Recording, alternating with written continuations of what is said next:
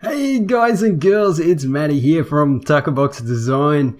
This week I wanted to tackle folds in skirts. So let's get right into it and I'll show you some of the things that might help you out with drawing your skirts.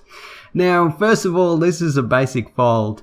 So basically the material is just creasing back on itself. Now, it's always good to keep in mind when drawing skirts, less is more.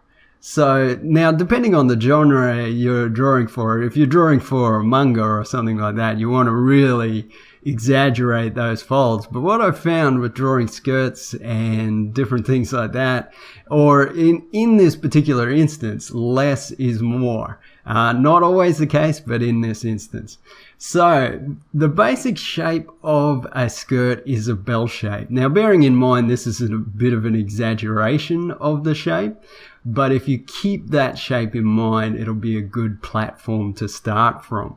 And then after that, you can change the length of the skirt by these lines I've indicated, horizontal lines here, or you can compress that bell shape a little bit and you've got yourself a shorter skirt, or you can elongate it and you've got a longer skirt. So this skirt I'm drawing here is just a very basic skirt, and as you can see, less is more sometimes, you know. I've just got these creases on the left hand side, really easy to do. All it is just two L shapes. So you've got your first L shape there, and then your second L shape there, and they're a little bit offset from each other. And then on the right hand side, all you've got is basically just these two crease lines going down, and that'll indicate where the material is bunching up a little bit. Now, the other thing to remember too is a skirt is three-dimensional. So you've got this front hem, and then you've got this back hem as well. Like the bell shape again, you've got a circumference there. So if you keep that in mind, now the angle we're looking at the skirt, we're kind of looking upwards towards the skirt. So you'll see that front hem and you'll see that back hem too. Always good to keep that in mind to keep your skirts looking fairly authentic there. Here's another skirt I've done. I've got those L shapes on the left hand side, and I've got the basic bell shape as well of the skirt there. Yeah, very, very simple pleats or folds there. You can see I'm drawing them in here. And so very, very easy to do. And as I say, sometimes less is a bit more with drawing skirts. Now on this side here, where I'm drawing the arrow here, you can see that basically I've drawn where the skirt comes back around behind the girl's legs, and that'll give you your 3 dimensions there. And then on the right hand side, you can chuck in a couple of lines for you know, just crease lines, and then you're good to go after that. Now, another good tip I can give you is when you're drawing a skirt and the girl is standing there, it's basically a good practice to keep those crease lines to the outside, and on the inside there, it's basically it's not a hard and fast rule. You can put a crease line in the middle there, but basically you see those crease lines in the middle when a girl is walking or something like that. So that's something to keep in mind, and will make your drawings look very authentic. This is another mistake I made when I first started drawing skirts.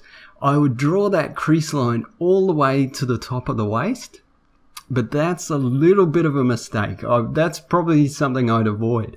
So if you make that line just, you can vary the lengths of those lines, and it's a really good idea to do that.